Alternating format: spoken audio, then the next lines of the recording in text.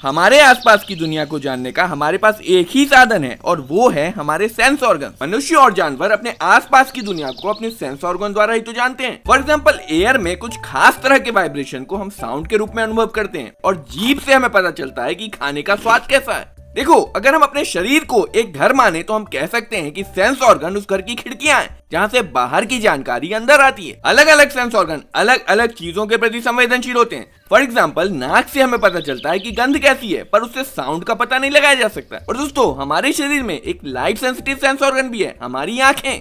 आंख से हमें लाइट का पता चलता है और ये लाइट जब अलग अलग ऑब्जेक्ट से रिफ्लेक्ट होकर आंख के अंदर जाती है तो हमारे दिमाग को उन ऑब्जेक्ट्स को देखने का अनुभव होता है। बस इतना ही नहीं, हमारी आंख में अलग अलग रंग की लाइट में अंतर करने की क्षमता भी होती है और यही कारण है कि दुनिया हमें रंगीन दिखाई पड़ती है। दोस्तों, क्या आपको पता है कि आंख हमारे शरीर का सबसे ज्यादा विकसित और सबसे ज्यादा इस्तेमाल किए जाने वाला सेंस ऑर्गन है। हैरान कर देने वाली बात तो यह है कि हमारी आंख में 20 लाख से भी ज्यादा वर्किंग पार्ट्स होते हैं और ब्रेन के बाद आंख ही हमारे शरीर का सबसे ज्यादा कॉम्प्लेक्स ऑर्गन है। दूसरे सेंस ऑर्गन की तुलना में ब्रेन का सबसे ज्यादा हिस्सा देखने के लिए उपयोग किया जाता है। देख पाने की क्षमता हमारे लिए सबसे ज्यादा महत्वपूर्ण है क्योंकि अपने जीवन भर में हम जो कुछ भी सीखते हैं उसका 80% हम देख के ही सीखते हैं। आंख लगभग स्फेरिकल शेप की होती है जिसे आई बॉल कहते हैं और इसका डायमीटर करीब 2.3 सेंटीमीटर का होता है। अब ये जो आंख के आगे की तरफ थोड़ा सा उभरा हुआ ट्रांसपेरेंट पार्ट है ना, इसे कॉर्निया कहते हैं। ट्रांसपेरेंट का मतलब होता है जिसके आर पार देखा जा सकता है। लाइट रेज आंख में कॉर्निया के थ्रू ही एंटर करती है। जब लाइट किसी ऑब्जेक्ट से रिफ्लेक्ट होकर आती है तो सबसे पहले उसे कॉर्निया से ही गुजरना होता है। कॉर्निया का कर्वेचर काफी शार्प होता है और ये एक कन्वर्जिंग लेंस की तरह काम करता है और लाइट को कन्वर्ज करके रेटिना पे फोकस कर देता है। अब देखो, ये जो कलर्ड पार्ट है इसे आइरिस कहते हैं और ये मसल से बना होता है। आइरिस ट्रांसपेरेंट नहीं होता है और इससे लाइट पास नहीं हो पाती है, पर इसके बीच में एक छेद होता है और इस छेद का भी एक नाम है। इस छेद को प्यूपल कहते हैं। तो अब मैं इस छेद को छेद ना बोलकर प्यूपल बोलूंगा। आइरिस कुछ इस प्रकार से कॉन्ट्रैक्ट या एक्सपेंड होकर प्यूपल को बड़ा या छोटा कर सकती है, पर ऐसा करने की जरूरत ही क्या है? देखो, जब हम किसी कम लाइट वाली जगह पे होते हैं तो हमारी आंख में काफी कम लाइट एंटर करती है और हमें देखने में दिक्कत हो सकती है। वहीं अगर हम किसी ज्यादा लाइट वाली जगह पे हैं तो हमारी आंख में जरूरत से ज्यादा लाइट एंटर कर सकती है और हमारी आंख को डैमेज कर सकती है। जब हम कम लाइट वाली जगह पे होते हैं तो आइरिस प्यूपल को बड़ा कर देता है ताकि प्यूपल से ज्यादा लाइट एंटर कर सके और हम ऑब्जेक्ट को आसानी से देख पाएं। और जब हम ज्यादा लाइट वाली जगह पे होते हैं तो आइरिस प्यूपल को छोटा कर देता है ताकि प्यूपल से ज्यादा लाइट एंटर ना कर पाए और आंख डैमेज होने से बच जाए। दोस्तों, आपने देखा होगा कुछ लोग की आंख नीले रंग की होती है, कुछ लोग की आंख हरे रंग की होती है, कुछ लोग की आंख भूरे रंग की होती है और कुछ लोग की आंख काले रंग की होती है। आंख का रंग हमें आइरिस में मौजूद पिगमेंट से ही मिलता है। फाइनल एग्जाम का सीजन चल रहा है और दोस्तों, अगर आप नीट या जेईई जैसे एग्जाम्स की तैयारी कर रहे हैं तो आपके पास टाइम बहुत कम बचा है और इसी बचे हुए कम टाइम को आपको पढ़ते वक्त ज्यादा से ज्यादा इफेक्टिव बनाना होगा। अगर आपको कोई कॉन्सेप्ट समझ में नहीं आ रहा है या कोई प्रॉब्लम सॉल्व नहीं हो रही है तो अब इन चीजों पर आपको बिल्कुल टाइम वेस्ट नहीं करना है। जो भी कॉन्सेप्ट, प्रॉब्लम या चैप्टर आपको समझ में नहीं आ रहा है, तुरंत उसकी फोटो खींचकर फिलो ऐप पर अपलोड कर दो। 60 सेकंड्स के अंदर आप फिलो ऐप पे लाइव एक एक्सपर्ट ट्यूटर से कनेक्ट हो जाओगे और फिर आप उनसे समझ के पढ़ो और चाहे जितने सवाल पूछो, क्योंकि अब दोबारा सेम चीज पर अटकने का टाइम नहीं बचा है। बस इतना ही नहीं, फिलो ऐप पे आप अपनी परफॉर्मेंस टेस्ट करने के लिए बहुत सारे फ्री मॉक टेस्ट भी ले सकते हो। तो अपनी पढ़ाई को प्रोडक्टिव बनाने के लिए अब भी डाउनलोड करो फिलो ऐप। लिंक मैंने डिस्क्रिप्शन में दे दिया है।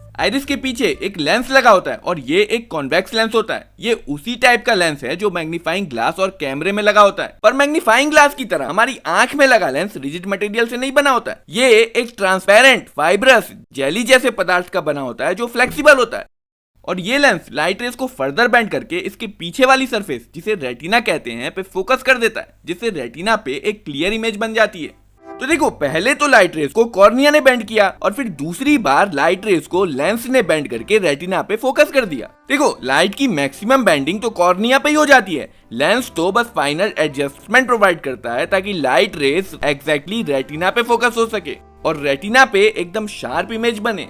रेटिना एक पर्दे की तरह होती है और इस पे जो भी इमेज बनती है उसी इमेज को हमारा ब्रेन देख पाता है। इसलिए जब रेटिना पे एक क्लियर इमेज बनती है तो हम ऑब्जेक्ट को क्लियरली देख पाते हैं। लेकिन अगर किसी कारण से रेटिना पे लाइट रेज सही से फोकस नहीं हो पा रही है तो इमेज धुंधली बनेगी और ऑब्जेक्ट भी हमें धुंधला दिखाई पड़ेगा।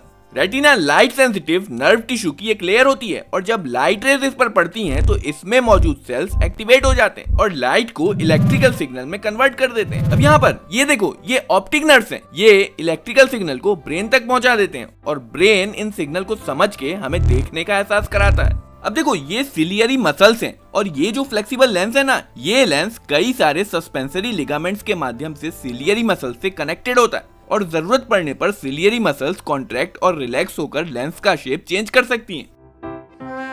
जब सिलियरी मसल्स कॉन्ट्रैक्ट हो जाती हैं तो लेंस मोटा हो जाता है और इसका कर्वेचर भी बढ़ जाता है और जब सिलियरी मसल्स रिलैक्स हो जाती हैं तो लेंस पतला हो जाता है और इसका कर्वेचर भी कम हो जाता है और ऐसा करके हमारी आंख अलग अलग डिस्टेंस पर रखे ऑब्जेक्ट को सेम डिस्टेंस पर मौजूद रेटिना पर फोकस कर सकती है। देखो, जब कोई ऑब्जेक्ट काफी दूरी पे रखा होता है तो उससे आने वाली रेज लगभग पैरेलल होती हैं। अब ध्यान से देखना, ये पैरेलल रेज जब कॉर्निया से पास होती हैं तो कॉर्निया से बेंड करता है और कॉर्निया के बाद इसे लेंस बेंड करके रेटिना पे फोकस कर देता है। अब मान लो ये ऑब्जेक्ट आपके काफी पास आ गया तो ये लाइट रेज अब पैरेलल नहीं रहेंगी बल्कि ये कुछ इस तरह से बेंड हो जाएंगी और इसलिए इन रेज को सही से रेटिना पे फोकस करने के लिए लेंस को इन्हें ज्यादा बेंड करना पड़ेगा और ज्यादा बेंड करने का तरीका है कि लेंस को मोटा करके इसका कर्वेचर बढ़ा दिया जाए और इसीलिए सिलियरी मसल्स कॉन्ट्रैक्ट होकर लेंस को मोटा कर देती हैं ताकि लाइट रेज रेटिना पे फोकस हो जाए और हमें एक शार्प इमेज देखने को मिले। कॉर्निया और लेंस के बीच की जो जगह है उसमें एक ट्रांसपेरेंट लिक्विड भरा होता है जिसे एक्वस ह्यूमर कहते हैं। इसी प्रकार लेंस और रेटिना के बीच में भी एक पानी जैसा लिक्विड भरा होता है जिसे विट्रस ह्यूमर कहते हैं। इन दोनों लिक्विड्स में करीब 99% पानी ही होता है और 1% में कुछ न्यूट्रिएंट्स और प्रोटीन्स होते हैं। ये लिक्विड आंख में एक प्रेशर मेंटेन करता है जिससे आंख पिचकती नहीं है और इसका शेप मेंटेन रहता है। यहाँ पे आपने एक और चीज नोटिस की होगी कि जो रेटिना पे इमेज बन रही है वो उल्टी है क्योंकि आंख में लगा लेंस एक कॉन्वेक्स लेंस होता है और आपने पढ़ा होगा कि जब भी कॉन्वेक्स लेंस एक रियल इमेज बनाता है तो वो हमेशा इन्वर्टेड होती है। अब यहाँ पे आपके मन में एक सवाल आ रहा होगा कि अगर रेटिना पे बनने वाली इमेज उल्टी है तो दुनिया हमें सीधी क्यों दिखाई पड़ती है। देखो, इसका अगर मैं आपको सिंपल सा एक्सप्लेनेशन दूं तो वो ये है कि रेटिना पे बनी उल्टी इमेज को हमारा दिमाग सीधा समझता है। इस क्वेश्चन को अगर आप इंटरनेट पे सर्च करोगे तो आपको कई थ्योरीज मिलेंगी पर मेरी जो अंडरस्टैंडिंग है वो मैं आपको बताता हूँ। देखो, हमारे ब्रेन के पास जो भी विजुअल इंफॉर्मेशन है वो वही इंफॉर्मेशन है जो इमेज हमारे रेटिना पे बन रही है और उस रेटिना पे सभी ऑब्जेक्ट की इमेज उल्टी बनी हुई है और हमारे ब्रेन को कोई ये बताने वाला तो है नहीं कि जो आप देख रहे हो वो उल्टा है। ब्रेन तो बस उस विजुअल इंफॉर्मेशन के अकॉर्डिंग बाहरी दुनिया से इंटरेक्ट करता रहता है और अपना काम काज चलाता रहता है। ये कुछ वैसा ही है जैसे पृथ्वी पर खड़े हम लोग पृथ्वी के घूमने के कारण हर रोज उल्टे हो जाते हैं और फिर वापस सीधे हो जाते हैं पर हमें इस बात का पता ही नहीं चलता क्योंकि हमारे साथ साथ पूरी दुनिया ही उल्टी और फिर सीधी होती रहती है।